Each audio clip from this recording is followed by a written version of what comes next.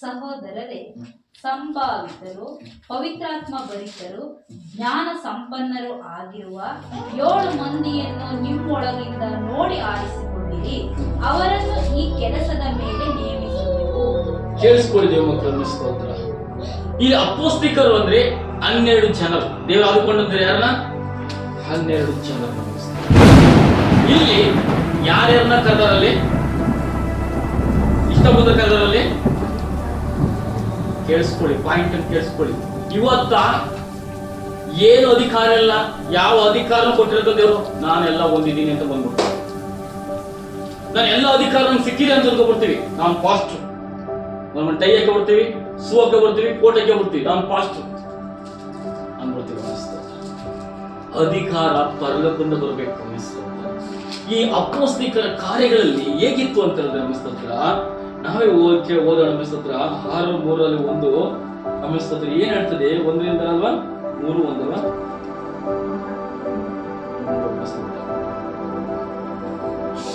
ಆದ್ದರಿಂದ ಸೋದರೇ ಸಂಭಾವಿತರು. ಸಂಭಾವಿತರು ಅಂದ್ರೆ ಹೇಳಿ, ಸಂಭಾವಿತರು ಅಂದ್ರೆ ಏನು? ಸಂಭಾವ ಏನು ಅಂತ ಹೇಳ್ತೀವಿ. ಏನು ಸಂಭಾವ ಅಂದ್ರೆ?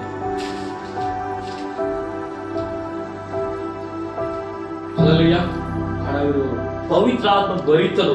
ಕೇಳಿಸ್ಕೊಳ್ಳಿ, ಪವಿತ್ರಾತ್ಮ ಭರಿತರು, ಜ್ಞಾನ ಸಂಪನ್ನರು. ದೇವರ ಮಕ್ಕಳೇ, ಪವಿತ್ರಾತ್ಮನ ಭರಿತ ಇವತ್ತ 2 ನಾಳೆ 2 ಅಲ್ಲ, ಯಾವಾಗಲೂ ಕರ್ತನನ್ನು ಸ್ತುತಿಸುತ್ತಲೇ ಇರಬೇಕು.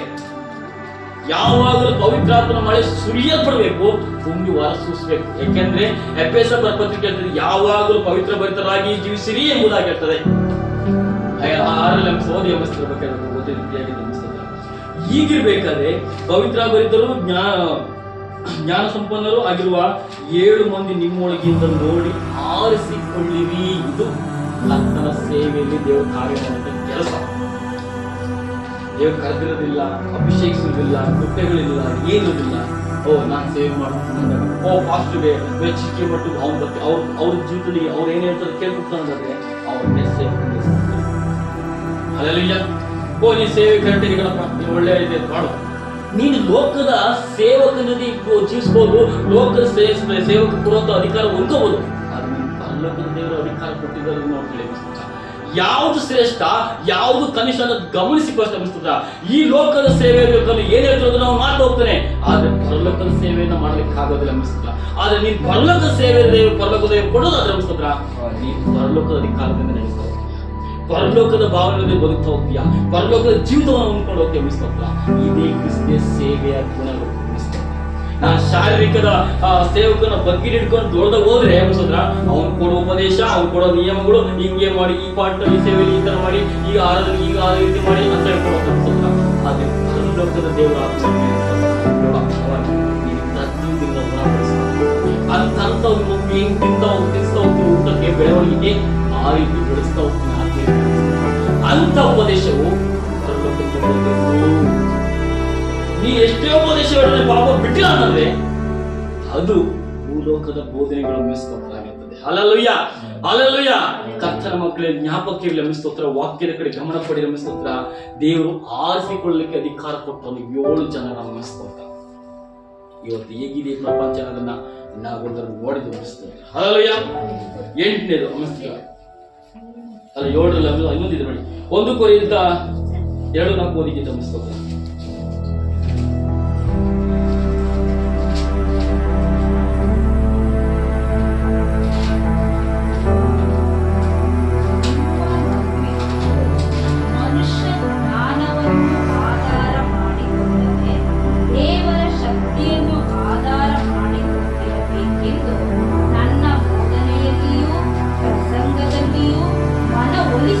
ಜ್ಞಾನ ವಾಕ್ಯಗಳನ್ನು ನಾನು ಪ್ರಯೋಗಿಸದೆ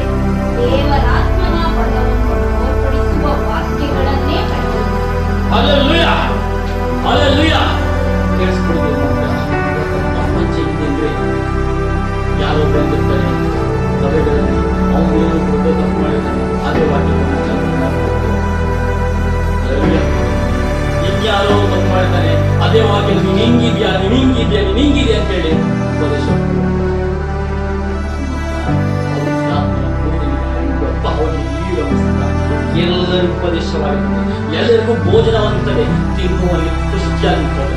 ಅಲ್ಲೂಯ, ನೀವು ಯಾರ ಪಕ್ಷದವಾಗಿ ನಿಂತ್ಕೊಂಡು ದೇವರು ಮಾತನಾಡುತ್ತಿಲ್ಲ, ಎಲ್ಲರಿಗೂ ಒಂದೇ ಮಳೆ ಸುರಿಸ್ತಾನೆ. ಅಲ್ಲೂಯ, ಅದಕ್ಕೆ ಪೌಲ ಹೇಳ್ತಾರೆ, ನಿಮ್ಮ ನಂಬಿಕೆಯು ಮನುಷ್ಯ ಜ್ಞಾನವನ್ನು ಆಧಾರ ಮಾಡಿಕೊಳ್ಳದೆ. ಕೇಳಿಸ್ಕೊಳ್ಳಿ, ಮನುಷ್ಯನ ಜ್ಞಾನ, ಓ ಏನಪ್ಪ ಈ ತರ ಮಾತಾಡ್ತಾ ಇದ್ರು, ಎಂತ ಕಷ್ಟಪ್ಪ, ದೇವರೇ ಆದುಕೊಂಡಿದ್ದಾರೇನಪ್ಪ ಅಂತ ಕೇಳ್ತಾರೆ. ದೇವ ಭಕ್ತಿಯನ್ನು ಆರಾಧನೆ ಮಾಡಿರಬೇಕೆಂದು ನನ್ನ ಬೋಧನೆ ಅಲ್ಲ. ಅಲ್ಲಯ್ಯ, ಈ ಮನುಷ್ಯನ ಜ್ಞಾನ ಏನಾಗುತ್ತದೆ, ಮನುಷ್ಯನು ಭಾಷಣ ಮೆಚ್ಚಿಸುವಂತಹ ಬೋಧನೆ ನಿಂತ್ಕೊಂಡು ಬಿಡ್ತಾನೆ. ನಮಸ್ತೋತ್ರ. ಅಲ್ಲಯ್ಯ, ಆದ ಪ್ರಸಂಗದಲ್ಲಿಯೂ ಮನವೊಲಿಸುವುದಲ್ಲೂ ವಾಕ್ಯಗಳಲ್ಲೂ ನಾನು ಪ್ರಯೋಜನವಾಗದೆ ದೇವರ ಆತ್ಮನ ಬಲದಲ್ಲಿ. ಅಲ್ಲಯ್ಯ, ನಾವು ಯಾವಾಗಲೂ ಪವಿತ್ರ ಆತ್ಮನ ಬಲದಲ್ಲಿ ಮಾತಾಡ್ಬೇಕು ಹೊರತು ಮನುಷ್ಯನ ಬಲ. ಇವತ್ತು ನಮ್ಮ ಜೊತೆ ಮಾತಾಡ್ಬೇಕಾದ್ರೆ ಅಪ್ಪ ಇವ್ರ ಜೊತೆ ಮಾತಾಡಕ್ಕಾಗಲ್ಲ ಅಂತಂದ್ರೆ ನಾನು ಮಾತಾಡೋದು ಸಾಧ್ಯ. ನಾನು ಮುಂಚೆ ಹೇಳ್ತೀನಿ, ನನ್ನ ಬಾಯಿ ಏನು ಬರೋದೇ ಇಲ್ಲ. ಕೇಳಿಸ್ಕೊಳ್ತೇವೆ ಮಕ್ಕಳ, ನಾನು ಲೋಕದಾಗ ಹೆಂಗಿದ್ದಂತ ಅವನಿಗೆ ಗೊತ್ತಿದೆ ಅನಿಸ್ತದೆ, ನಾನು ಯಾವ ತರ ವರ್ತಿಸ್ಕೊಂಡಿದ್ದೆ ಅಂತ ಅವ್ನಿಗೆ ಗೊತ್ತಿ ಅನಿಸ್ತದ, ನನಗೆ ಮಾತೇ ಬರ್ತಿಲ್ಲ ಅನಿಸ್ತದೆ. ಕೆಲವು ಕೇಳಿಸ್ಕೊಳ್ಳಿ ಅನಿಸ್ತೋತ್ರ. ಒಬ್ರು ಕಂಡು ಹೆದರಿಕೆ, ಒಬ್ರು ಸ್ಟೇಜ್ ಮುಂದೆ ಆಗಲಿ ಯಾವ್ದು ಮಾತಾಡ್ಬೇಕಾದ್ರೆ ನಂಗೆ ಹೆದರಿಕೆ ಆಗೋದು ಅನಿಸ್ತದೆ ಮಕ್ಕಳ. ಕೋಪ ಜಾಸ್ತಿ ಇತ್ತು ಅನಿಸ್ತೋತ್ರ. ಅಲ್ಲಯ್ಯ, ದೇವ್ ಮಕ್ಕಳ ಮೆಸ್ತೋತ್ರ, ಕೇಳಿಸ್ಕೊಳ್ಳಿ ಮೆಸ್ತೋತ್ರ. ಈಗಿರ್ಬೇಕಾದ್ರೆ ಆ ಕೋಪನಲ್ಲ, ಪಾಪ ಮಾಡೋರ್ ಮೇಲೆ ದ್ವೇಷಿಸುವನಾಗಿದ್ದೇನೆ, ಸೈತಾನ ಮೇಲೆ ದ್ವೇಷ ಮಾಡೋಕ್ಕಿದ್ದೀನಿ ಮೆಸ್ತೋತ್ರ. ಆ ಸಿಟ್ಟಲ್ಲ ದೇವರು, ಯಾರು ದೇವರಿಗೆ ದ್ವೇಷ ಅಂತವ್ರ ಮುಂದೆ ತೊಡೆದಿಟ್ಟಿಲ್ಲ ರೆಡಿ ಇದ್ದಾನೆ ಮೆಸ್ತೋತ್ರ. ಈಗೇ ಕ್ರಿಸ್ತಿಯ ಜೀವಿತ. ಈಗಿರ್ಬೇಕಾದ್ರೆ ದೇವರ ಆತ್ಮನಿಂದ, ಅಲ್ಲಿ ಪೌಲ ಹೇಳ್ತಾನೆ ವಾಕ್ಯ ಓದಿ ಮೆಸ್ತೋತ್ರ. 5ರಿಂದಲೇ 4ರಿಂದ ಓದಿ.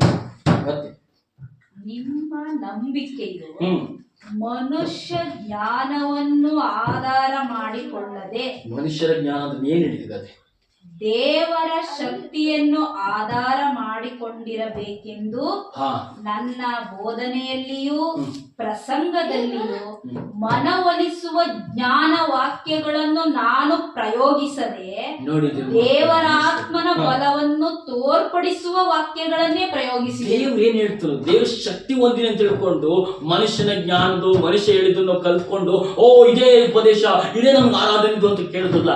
ದೇವರ ಆತ್ಮನ ಪ್ರೇರಣೆ. ಅಲ್ಲಯ್ಯ, ದೇವ್ರ ಇವತ್ತು ಏನ್ ಮಾತಾಡ್ತೀಯ, ನೀನು ಇವತ್ತು ಯಾವ ವಿಷಯ ಮಾತಾಡ್ತೀಯ, ಯಾವ ವಿಷಯದ ಎಚ್ಚರಿಸ್ತೀಯ ಎಂಬುದಾಗಿ ದೇವರ ಹತ್ರ ನಾನು ಕೇಳುವುದು ಉಂಟು ಮೆಸ್ತೋತ್ರ.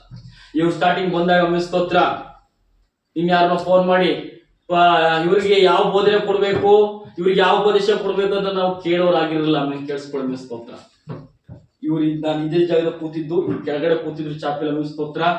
ನಾನು ದೇವ್ರ ಹತ್ರ ಕೇಳಿದೆ ಅಮಿಸ್ತದೆ. ಯಾರ್ಯಾರು ಫೋನ್ ಮಾಡಿದ್ದಾರಪ್ಪ ಹೌದಾ, ನೀವು ಯಾರ ಫೋನ್ ಮಾಡಿ ಇಂಥ ಉಪದೇಶ ಕೊಡ್ಬೇಕಂತ ಹೇಳಿದ್ವು ಅಮಿಸ್ತೋತ್ರ?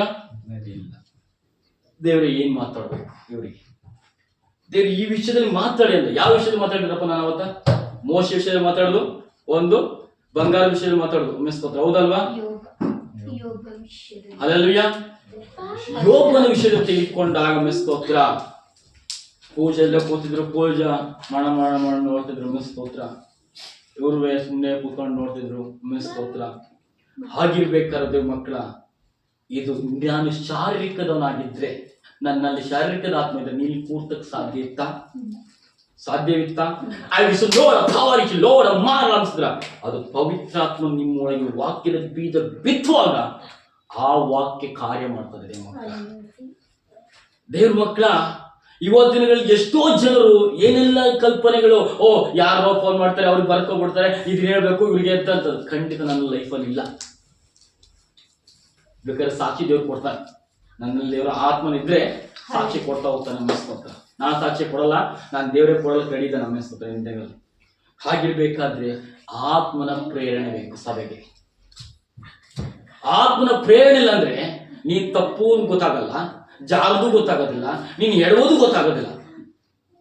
ಅಲ್ಲಲ್ವಿಯ, ಅಲ್ಲಲ್ವಿಯ. ನೀವು ಆತ್ಮನ ಬಲದಲ್ಲಿ ಮಾತಾಡುವಾಗ ನೀವು ಕ್ಲೀನ್ ಮಾಡಿ ಗಡಿಯಾಗ್ತ, ಓ ಈ ಮೂಲೆ ಗಲಿಜಿದೆ, ಈ ಮೂಲೆ ಗಲಿಜಿದೆ, ಇದು ಕ್ಲೀನ್ ಮಾಡ್ಕೋಬೇಕು, ಇದು ಕ್ಲೀನ್ ಮಾಡ್ಕೋಬೇಕು ಅಂತ ಗೊತ್ತಾಗ್ತದೆ.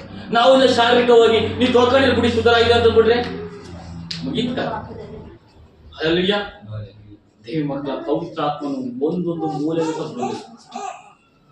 ಅಲ್ಲಲ್ವಿಯ. ಈಗಿರ್ಬೇಕಾದ್ರೆ ವಾಕ್ಯ ಓದೋಣ ಸ್ತೋತ್ರ.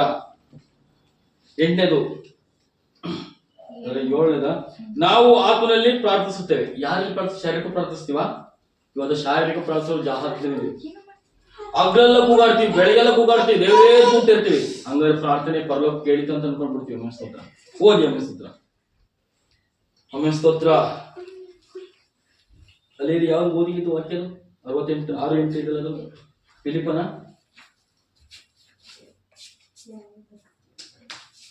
ನಾವು ಆತ್ಮನಲ್ಲಿ ಪ್ರಾರ್ಥಿಸುತ್ತೇವೆ. ಎಫೆಸ 6:8 ಓದ್ರಪ್ಪ, ಓದಿ ಗೀತ.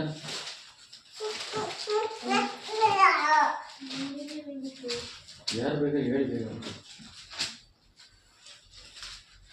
ನೀವು ಪವಿತ್ರಾತ್ಮ ಪ್ರೇರಿತರಾಗಿ ಎಲ್ಲಾ ಸಮಯಗಳಲ್ಲಿ ಸಕಲ ವಿಧವಾದ ಪ್ರಾರ್ಥನೆಯಿಂದಲೂ ವಿಜ್ಞಾಪನೆಯಿಂದಲೂ ದೇವರನ್ನು ಪ್ರಾರ್ಥಿಸಿರಿ. ಇದರಲ್ಲಿ ಪೂರ್ಣ ಸ್ಥಿರಚಿತ್ತರಾಗಿದ್ದು ದೇವ ಜನರೆಲ್ಲರ ವಿಷಯದಲ್ಲಿ ವಿಜ್ಞಾಪನೆ ಮಾಡುತ್ತಾ ಎಚ್ಚರವಾಗಿರ್ರಿ. ನಾನು ಮೊದಲಿಗೆ ಅವ್ರು ಹೇಳಿದಲ್ವಾ ಸ್ತೋತ್ರ, ಎಫೆಸ 6 ಇದೆ ಅಂತ ಹೇಳಿದ್ರೆ ಸ್ತೋತ್ರ ಕೇಳಿಸ್ಕೊಳ್ಳಿ. ನೀವು ಪವಿತ್ರಾತ್ಮ ಪ್ರೇರಿತರಾಗಿ, ನೀವು ಯಾವಾಗಲೂ ಪವಿತ್ರಾತ್ಮ ಪ್ರೇರಿತ. ದಾವೀದನ ಅದನ್ನೇ ಹೇಳ್ತಾರೆ, ಕೇಳಿಸ್ಕೊಳ್ಳಿ. ನನ್ನ ಸ್ಟೋರಿನ ನಾನು ಕಾಲೇಜಿಗೆ ಹೋಗ್ಬೋದಷ್ಟೇ, ನನ್ನ ವ್ಯಕ್ತಿ ಬರ್ದನಲ್ಲಿ ನೀನು ಬೈಬಲ್ ಓದಕ್ಕಿಂತ ನೀನು ಓದಿದ್ರೆ ನೀನು ರ್ಯಾಂಕ್ ಸ್ಟೂಡೆಂಟ್ ಆಗ್ತಿದ್ದೆ ಅಂತ ಅನ್ನಿಸ್ತೋತ್ರ. ನಾನು ಪರಲೋಕ ರ್ಯಾಂಕ್ ಸ್ಟೂಡೆಂಟ್ ಆಗಕ್ಕೆ ರೆಡಿ ಇದ್ದೀನಿ ಅನ್ನಿಸ್ತೋತ್ರ. ಅಲ್ಲಯ್ಯ ಕೇಳಿಸ್ಕೊಳ್ಳಿ. ನಾನು ಪವಿತ್ರಾತ್ಮ ಭಾಷೆನ ಮಾತಾಡ್ಬೇಕಾದ್ರೆ ಅಲ್ಲಿನ ಹಾಸ್ಟೆಲ್ ಹುಡುಗರು ಕದ್ದಿ ಓಡ್ಬರೋರು ನಾನು ನೋಡೋದಕ್ಕೆ. ಇವನ್ ಯಾಕೆ ಕೇಳ್ತಾ ಇರ್ತಾನೆ, ನಾನು ಕೂಗ್ತಿದ್ದೆ ಗೊತ್ತಾ, ಇಡೀ ಊರೇ ಕೇಳ್ಬೇಕಾಯ್ತು ಆ ಕಾಡ್ ಒಳಗಡೆ. ಬೇಕಾದ್ರೆ ಆ ವ್ಯಕ್ತಿಗೆ ಒಂದು ಕಾಡು ಹೇಗಿದೆ ಅಂತ ಅನುಭವಿಸ್ತೋದ್ರ. ಆ ಹಾಸ್ಟೆಲ್ ಒಳಗಡೆ ಫುಲ್ ಕಾಡು. ನಾನು ಅದೇ ಕೆಲಸ ಮಾಡ್ತಿದ್ದೆ, ಓದಕ್ ಹೋಗ್ತಿದ್ದೆ. ಬರೀ ಪವಿತ್ರಾತ್ಮನ ಬಲದಲ್ಲಿ ನಾನು ಇವತ್ತು ಈ ರೀತಿ ನಿಂತ್ಕೊಳ್ಳಕ್ ಸಾಧ್ಯ ನನ್ನ ಪವಿತ್ರಾತ್ಮನ ಬಲ ಅನ್ನಿಸ್ತು. ಅಲ್ಲಯ್ಯ ನಾನು ಓದ ಬುಕ್ ಹಿಡ್ಕೋತಿದ್ದೆ ಅಷ್ಟೇ, ಬೈಬಲ್ ಹಿಡ್ಕೋತಿದ್ದೆ. ಬುಕ್ ತಗೊಂಡು ಹೋದ್ರು ಬೈಬಲ್ ಹಿಡ್ಕೋತಿದ್ದೆ ಅನ್ನಿಸ್ತೋತ್ರ. ಇವರೆಲ್ಲ ಏನು ಮರಿ ಬೈಬಲ್ ಹಿಡ್ಕೊ ಬರ್ತೀನಿ, ಬುಕ್ ತಗೋದಂತೆ ನನಗೆ ಬೇಕಪ್ಪ ಅನ್ನಿಸ್ತೋತ್ರ. ಹೋಗ್ತಾ ಇದ್ದೆ, ಸ್ತೋತ್ರ ಹೇಳ್ತಿದ್ದೆ. ಎಲ್ಲಿ ತಣ್ಣಗಾಗಬಾರ್ದು, ಯಾಕೆಂದ್ರೆ ಅಲ್ಲಿ ತಣ್ಣಗೋಲ್ಲ ಬೆಚ್ಚಗೋದ್ರೆ ಕಾರ್ತಿಂತ ಹೇಳ್ತಾರ. ಅದೇ ಮಾತು ಹೇಳ್ಕೊಂಡು ದೇವರೇ ಸ್ತೋತ್ರ ಅನ್ಯ ಭಾಷೆಗಳನ್ನ ಮಾತಾಡ್ತಿದ್ದೆ. ಕಾಡು ಮೇಡುಗಳಲ್ಲಿ ಊರುಗಳಲ್ಲಿ ಎಲ್ಲ ಕಡೆ ಹೋಗಿ ದೇವರ ಭಾಷೆಗಳನ್ನ ಕೂಗಿ ಹೇಳ್ತಾ ಇದ್ದೆ. ಇವತ್ತು ನನ್ನ ಪ್ರಯಾಸ ಮಾಡಿರ್ಬೋದು ಆ ಲಕ್ಕ ಜನಗಳು ಅನ್ನಿಸ್ತ್ರ, ಆದ್ರೆ ನನಗೆ ಸಂತೋಷ ಇದೆ. ಹಲ್ಲೆಲೂಯಾ. ಅದಕ್ಕೆ ಹೇಳ್ತಾರೆ ನೋಡಿ, ಎಲ್ಲ ನೋಡಿ ಪವಿತ್ರಾತ್ಮ ಪ್ರೇರಿತರಾಗಿ ಎಲ್ಲಾ ಸಮಯಗಳಲ್ಲಿ ಸಕಲ ವಿಧವಾದ ಪ್ರಾರ್ಥನೆಯಿಂದಲೂ ದೇವರನ್ನು ಪ್ರಾರ್ಥಿಸಿರಿ. ಎಲ್ಲಾ ವಿಷಯಗಳಲ್ಲೂ ದೇವರನ್ನು ಪ್ರಾರ್ಥಿಸಿರಿ ಅನ್ನಿಸ್ತೋದ್ರ. ಪೂರ್ಣ ಸ್ಥಿರರಾಗಿದ್ದು ನೀವು ಯಾವಾಗ ಪವಿತ್ರಾತ್ಮ ಬರ್ತಾರೋ ಆಗ ನಿಮ್ಗೆ ಏಕ ಮನಸ್ಸು ಬರ್ತದೆ, ಪ್ರಾರ್ಥನೆ ಮಾಡೋ ಮನಸ್ಸು ಬರ್ತದೆ, ಆಗ ಏಕಾಗ್ರತೆ ನಿಮ್ಗೆ ಬರ್ತದೆ ಅಂತ ಹೇಳ್ತಾ ಅನ್ನಿಸ್ತೋದ್ರ. ಸ್ಥಿರಚಿತ್ತವಾಗಿದ್ದು ದೇವ ಜನರಿಗೆ ಇನ್ನು ಆ ಸಭೆ ಬರುವಂತಹ ಜನರ ವಿಷಯದಲ್ಲಿ ಪ್ರಾರ್ಥಿಸುವಂತದ್ದು. ಆ ವಿಷಯದಲ್ಲಿ ದೇವರು ಹಿಂಗಿದೆ, ಈ ಸಮಸ್ಯೆ ಇದೆ ಸಭೆಯಲ್ಲಿ, ಈ ಸಭೆಯಲ್ಲಿ ಹಿಂಗಿದೆ, ಈ ಲೋಕದಲ್ಲಿ ಈ ತರ ಜೀವಿತ ಇದೆ ಎಂಬುದಾಗಿ ಅದಕ್ಕೆ ತೋರಿಸುತ್ತದೆ. ದೇವ ಜನರ ವಿಷಯದಲ್ಲಿ ಓದಿ ಮುಸುದ್ರ, ದೇವ ಜನರ ವಿಷಯದಲ್ಲಿ ವಿಜ್ಞಾಪನೆ ಮಾಡುತ್ತಾ. ಹಲ್ಲೆಲೂಯಾ. ದೇವ ಜನರೆಲ್ಲರ ವಿಷಯದಲ್ಲಿ ಅದನ್ನೇ ಹೇಳ್ತಾರೆ, ವಿಜ್ಞಾಪನೆ ಮಾಡುತ್ತಾ ಸಭೆಗೆ ಹೇಳುವಂತ ವಿಷಯಗಳು. ನನ್ನ ವಿಶ್ವಾಸಗಳು ಎಲ್ಲಿ ಜಾರಿದ್ದಾರೋ, ನನ್ನ ಸಭೆಯಲ್ಲಿ ಏನೇನು ಆಗ್ತಾ ಇದೆ, ಎಲ್ಲಾ ವಿಷಯಕ್ಕೂ ಸಹ ಪ್ರಾರ್ಥಿಸುವ ಒಬ್ಬ ಸೇವಕನಾಗಿರ್ತಾನೆ. ಅದು ಪವಿತ್ರಾತ್ಮ ಭರಿತನಾಗಿರುವಂತ. ಹಲ್ಲೆಲೂಯಾ. ಹಲ್ಲೆಲೂಯಾ. ನಾವು ಅರ್ಥ ಮಾಡ್ಕೋಬೇಕಿದೆ ಮಕ್ಕಳ ಸ್ತೋತ್ರ. ಕೇಳ್ಬೋದು ಸ್ತೋತ್ರ. ನಾನು ಯಾರು ಹೇಳಿದ್ದೀನ? ಪೌಲನು. ನಾನು ಬಾಯಿ ತೆರೆಯುವಾಗ ಪೂರ್ವಕಾಲದಲ್ಲಿ ಗುಪ್ತವಾಗಿದ್ದ ಸುವಾರ್ಥ ಸತ್ಯಾರ್ಥವನ್ನು ಭಯವಿಲ್ಲದೆ ತಿಳಿಸುವುದಕ್ಕೆ ಬೇಕಾದನ್ನು ದೇವರು ನನಗೆ ಅನುಗ್ರಹಿಸಬೇಕೆಂದು ಪ್ರಾರ್ಥಿಸಿರಿ. ನೋಡಿ ದೇವರೇ, ನನ್ನ ಸೇವಕನಿಗೆ ಇದ್ದು ಹೆಚ್ಚು ಜ್ಞಾನ ಕೊಡು, ಇನ್ನು ಹೆಚ್ಚು ಬುದ್ಧಿ ಕೊಡು ಎಂಬುದಾಗಿ ಪ್ರಾರ್ಥಿಸಿ ಅಂತ ಪೌಲ ಹೇಳ್ತಾರೆ ಅನ್ಸುತ್ತ. ನಾನು ಯಾರು ಯಾವ್ದು ಪ್ರಾರ್ಥಿಸ್ಬೇಡಿ ಮಕ್ಕಳ, ನನ್ನ ಕರ್ತನ ಮಕ್ಕಳ ನಾನು ಯಾವುದು ಹೊಗಳಿಕೊಳ್ಳೋದಿಲ್ಲ. ನನ್ನ ಸಭೆಯಲ್ಲಿದ್ದವ್ರು ಅಷ್ಟೇ, ನನಗೆ ನಾವೇ ಕರ್ತನ ಪ್ರಾರ್ಥಿಸ್ಕೊಳ್ತೀವಿ ಯಾರೇ ಹೊರತು ನನಗೆ ಪ್ರೇಯರ್ ಮಾಡಿ ಅಂತ ನಾನು ಯಾರು ಮುಂದೆ ಹೋಗಿಲ್ಲ. ಆದ್ರೆ ಕಾಲ ವಿಷಯದಲ್ಲಿ ಹೋದಾಗ ಒಂದ್ಸತಿ ತಪ್ಪು ಮಾಡಿದೆ. ಅಮ್ಮಚ್ಚಿ ಹತ್ರ ಅನಿಸ್ತದ, ಅಮ್ಮಚ್ಚಿ ಹಾಸ್ಪಿಟಲ್ ತಗೊಂಡಿ, ಗಾಯ ತಗೊಂಡಿದ್ಯಾ, ಪ್ರೇಯರ್ ಮಾಡ್ಬೇಡ ಅಂತ ಹೇಳ್ತೀವಿ, ಹೋಗಿ ಅಂತ ಬೈತಿದ್ರು ಅನಿಸ್ತದ. ಅವತ್ತೇ ಡಿಸೈಡ್ ಮಾಡಿದೆ, ನನ್ನ ದೇವರು ಒಂದು ವಿಷಯ ಹೇಳಿದಂದ್ರೆ ಅನಿಸ್ತದ. ಅವತ್ತೇ ತಿಳ್ಕೊಂಡೆ, ಇದು ಯಾವ್ದು ನನಗೆ ಬೇಕಾಗಿಲ್ಲ.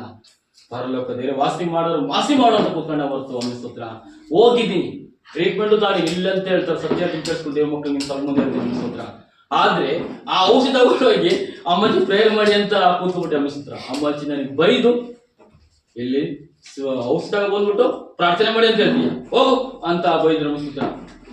ಅವತ್ತಲೇ ತಿಳ್ಕೊಂಡೆ, ಇಲ್ಲ ನನ್ನ ದೇವರು ಆರೋಗ್ಯ ದಾಯಕನು, ಆರೋಗ್ಯ ಕೊಡುವನಾಗಿರ್ಬೇಕಾದ್ರೆ ಸ್ತೋತ್ರ ನನಗೆಲ್ಲವೂ ನಡೆಸಲಿಕ್ಕೆ ಶಕ್ತನಾಗಿದೆ ಅನ್ನೋದಾಗಿ ಅವತ್ತೇ ಫಸ್ಟ್ ಅಷ್ಟು. ಆಮೇಲೆ ಒಬ್ಬ ಪ್ರವಾದಿ ಬಂದಿದ್ರು, ಅವ್ರ ಮುಂದೆ ಪ್ರೇಮ ಮಾಡಿಸ್ಕೊಳ್ಳಿ ಅಂತಿದ್ರು.